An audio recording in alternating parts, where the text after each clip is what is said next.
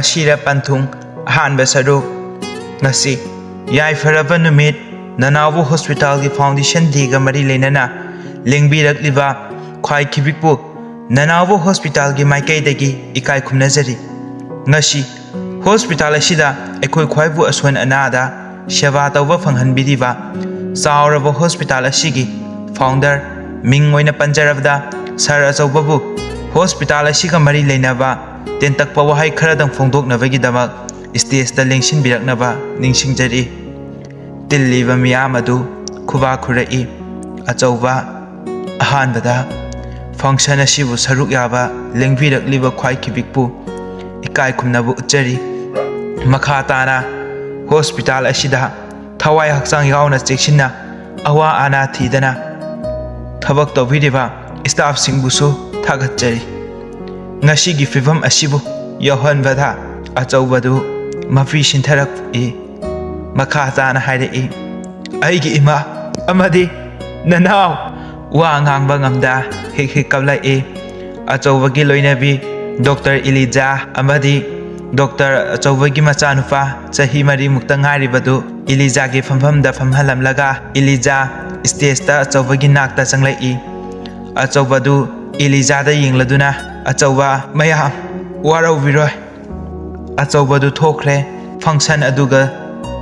Elijah achobagi mityang adu khangladuna function adu Dr. Elijah na makha ta haure achoba kana suyaudana magi garido yangna tharokli mapisu tamna sintharakli haukraba wari singbu mathang ningsinglai nanawba harau mayum tamna chelakliba adu lambidusu hanna yengde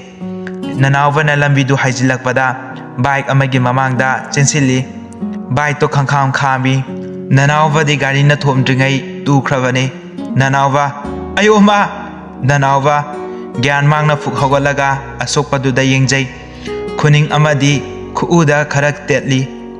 nanawba asokpaduda matin taisinjai nanawba ayo gari thorakliba nupaduna sokpara namito yenglaga chatfa yadro nanawba namito udra mi chele ise ai siramadi nang ai singma ngamgdra nupadu kaya ngano nangba gari mamang sida chensilaga selauge hara lawai angang sidi nanawba yare sena tumina chalahuro nang nungaiba numisida dawge aroi masaksiga tupi ho unowa maswa huran basalubadu maline ayu sidabu nupadu si angang sidi pra berani ne nangaina nakhono kutupulaga pukrida thalaura ha kanana kari haidurige lawai angang sidi taunaribadu ubada nanawbagi mamabu pokpa mapu Chandra walking tholakpada pap changsilai makha tana Chandra na hairei hai susu nangbu namada nungaiba pausi tamuni haina chatkhraga kaidawriba ahal adu changlakpada sakhangdaba nupadu upliba tupi mask uplamba anop mathang lauthorei nanawbadu sakhangdaba nupaduda mamit manayungna yengkhalai wang chauraba saban koiraunaraba misna tumtak tawba naton parap tawriba chimbal ngauraba kuchu pumnam mapu magul hapliba mahaki tanglap tawba chirai yengbagi asumit pham hongningdaba safamni nanawbadu nupaduda yenglaga machilda hairei changlage pupo sakhangdaba nupaduda hanna amumuksu yenglamlaga nanawbadu chenjin khare nanawba thongalomdagi hathu changlai makhuta khabar ama supai suma matolda leiriba konthongduda makhongdo amuk pallaga tushali nanawbagi mama tombi kaithel thoknaba haiduna mana masingdu mangolda pullaga lei tombi heima ibungo nangbu tamna chatpa yadabro soktabra nangbo nanawba mama ekoita chaudi tombi nayambadu hojikta makhong hamune haidana maninglomda changkhibane nanawbadu maninglomda chanjinki achawbana makhong hamlingai thongdu dangdang thelli nanawba tachaw loidribo khara fairadi yare thoro Achauva hai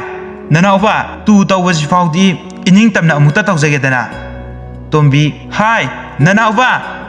Nayambadu makhong hambado hambam khangaroine Achauva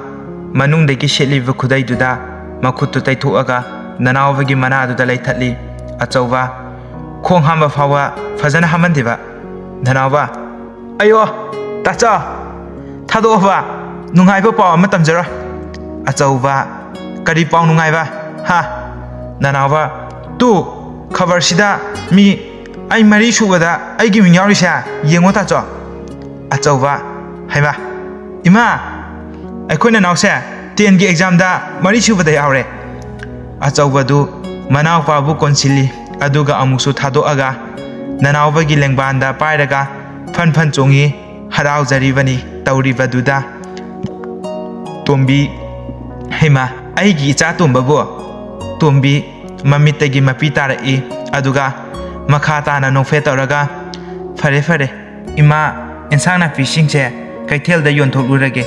ngasidi nga lairake Nanauva mama kona sase paisa dum pamui akhoi ta chona hayawai doctor oiraga mayam chase che ki yunga saraga us aigi firoga mayam le handuine Achauva is mama ga Nanauga sa awat pa amtal heloye nungaina thamduine aina Nanauva gi naton duda nungsina siaga manaubu ma thada sina konsili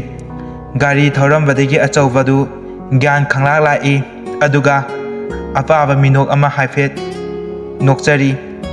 adubu thangnaba mikuptadi maitong du pirang tan chotlami haukiwa manaugi wari singdubu amuksu ningsingjarami Tombi ibungo tamna chauko nga maruka to amu yunani Nanauva mama aikoi ta chauna nga matonga sha loina khalaga chathokhrine aduga aingonda nga maru pijariba mama da haido e nungai jai Achauva mama aikoi nauna aina maru malaga thamba nga matonga ida aikoi nauna noi chathoiba Achauva du nokmi taraga Nanauva da yenglaga michi na khatchelli karemnana Nanauva du mayamba da paina yengi aduga mayamba gi masamdu phoi machin manau du oinana sakmang da phunai Achauva du college laisili mingchel mamang daga leplaga post ka tu semjari Achauva mama Nanauva tacha nana kaurida ai khange mama paisa laitabne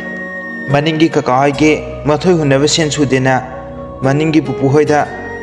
hangma chatkhibane ichau chaukhai sen college chatpadabu Achauva mama da ekhoi meangi school chatnaba sak amu thong yumchigi thabak amu to pumnamaksi honabda warabani mama so natai mama pusalage na nokfe tawna Nanauva da yengjai Nanauva tacha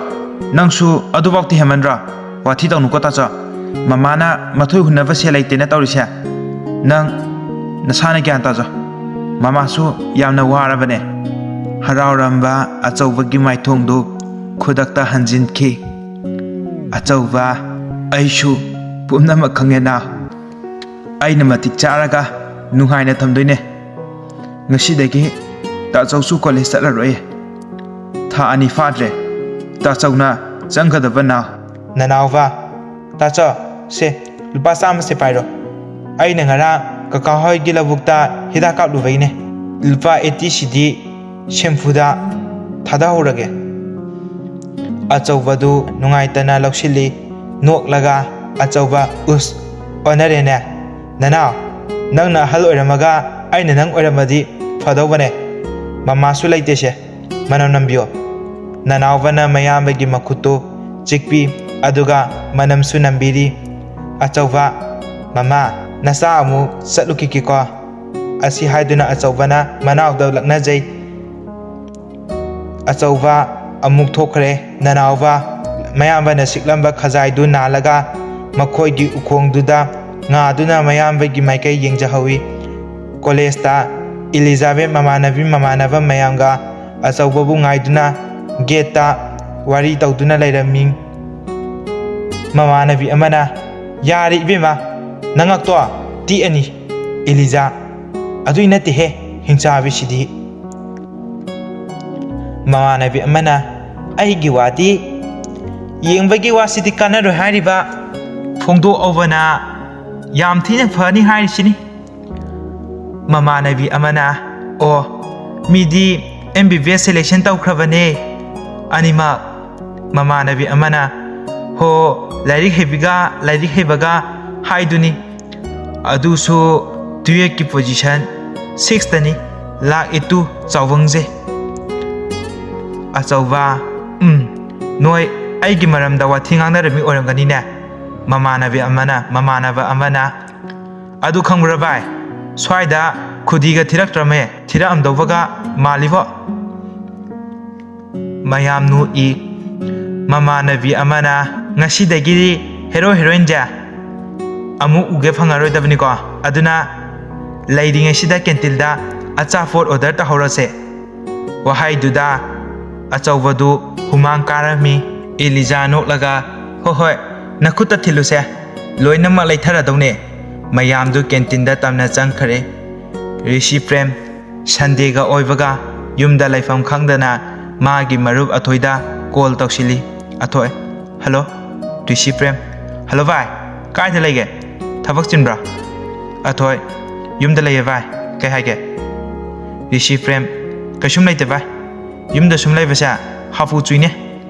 ꯑꯁ꯭ꯋꯥꯏ ꯐꯥꯎꯕ ꯀꯣꯏꯊꯣꯛꯎꯁꯦ ꯑꯊꯣꯏ ꯍꯣꯏ ꯚꯥꯏ ꯍꯧꯖꯤꯛꯇꯤ ꯏꯃꯥꯟꯅꯕ ꯑꯃ ꯂꯥꯛꯏꯌꯦ 20 ꯃꯤꯅꯠꯃꯨꯛ ꯂꯩꯔꯒ ꯂꯥꯛꯑꯣ ꯔꯤꯁꯤ ꯄ꯭ꯔꯦꯝ ꯂꯥꯛꯁꯨ ꯂꯥꯛꯈ꯭ꯔꯦꯗ ꯅꯪꯒꯤ ꯅꯃꯥꯟꯅꯕꯁꯤꯡꯁꯦ ꯇꯟꯗ꯭ꯔꯣ ꯑꯣꯏꯔꯣꯏꯗꯕꯗ ꯅꯨꯄꯥ ꯅꯪꯅ ꯃꯇꯝ ꯄꯥꯝꯃꯨꯏꯀꯣ ꯅꯨꯄꯤ ꯐꯥꯎꯕ ꯍꯩꯅꯗ꯭ꯔꯀꯥꯟꯁꯤꯗ ꯅꯨꯄꯥ ꯀꯥꯏꯅ ꯇꯨꯀꯠꯆꯩꯀꯣ ꯑꯊꯣꯏ ꯊꯝꯃꯦ ꯃꯤꯅꯥꯏ ꯃꯤ ꯇꯥꯅꯤ ꯂꯥꯛꯅꯕ ꯇꯧꯔꯣ ꯑꯩꯁꯨ ꯊꯥꯗꯣꯛꯈ꯭ꯔꯒꯦ ꯑꯃꯁꯦ ꯐꯣꯟ ꯊꯝꯈ꯭ꯔꯦ ꯑꯁꯨꯝꯅ ꯑꯊꯣꯏ ꯃꯕꯥꯅꯤꯒꯤ ꯒꯥꯔꯤꯗ ꯁꯨꯝ ꯊꯧꯔꯒ ꯂꯥꯛꯄꯅ ꯅꯅꯥꯎꯕꯨ ꯍꯣꯏꯒꯤ ꯂꯩꯀꯥꯏ ꯌꯧꯔꯛꯏ ꯔꯤꯁꯤ ꯄ꯭ꯔꯦꯝ ꯚꯥꯏ ꯁꯤꯒꯤ ꯕꯣꯔꯥ ꯌꯥꯝ ꯍꯥꯎꯕꯅꯦ ꯆꯥꯈꯤꯁꯤꯔꯥ ꯑꯊꯣꯏ ꯕꯣꯔꯥ ꯀꯥꯏꯅ ꯎꯁ ꯂꯋꯥꯏꯒꯤ ꯆꯤꯟꯖꯥꯛ ꯔꯤꯁꯤ ꯄ꯭ꯔꯦꯝ ꯚꯥꯏ ꯅꯪ ꯆꯥꯗ꯭ꯔꯁꯨ ꯀꯣꯐꯤ ꯐꯪꯕꯅꯦ ꯀꯣꯐꯤ ꯊꯛꯑꯣ ꯑꯩ ꯕꯣꯔꯥ ꯆꯥꯒꯦ ꯍꯣꯇꯦꯜꯗꯨꯗ ꯑꯊꯣꯏ ꯔꯤꯁꯤ ꯕꯣꯔꯥ ꯆꯥꯕ ꯆꯪꯂꯛꯏ ꯍꯣꯇꯦꯜꯗꯨꯒꯤ ꯊꯣꯡꯖꯤꯟꯗ ꯀꯥꯟꯁꯤꯜꯒꯦ ꯇꯧꯕꯗ ꯅꯅꯥꯎꯕꯁꯨ ꯃꯈꯨꯠꯇ ꯕꯣꯔꯥ ꯃꯌꯨꯝ ꯑꯃ ꯄꯥꯏꯔꯒ ꯊꯣꯔꯛꯄꯗ ꯔꯤꯁꯤ ꯄ꯭ꯔꯦꯝꯒ ꯊꯦꯡꯖꯤꯟꯅꯔꯝꯃꯤ ꯕꯣꯔꯥꯁꯤꯡꯗꯨꯁꯨ ꯂꯣꯏꯅꯃꯛ ꯍꯩꯗꯣꯛꯏ ꯑꯊꯣꯏ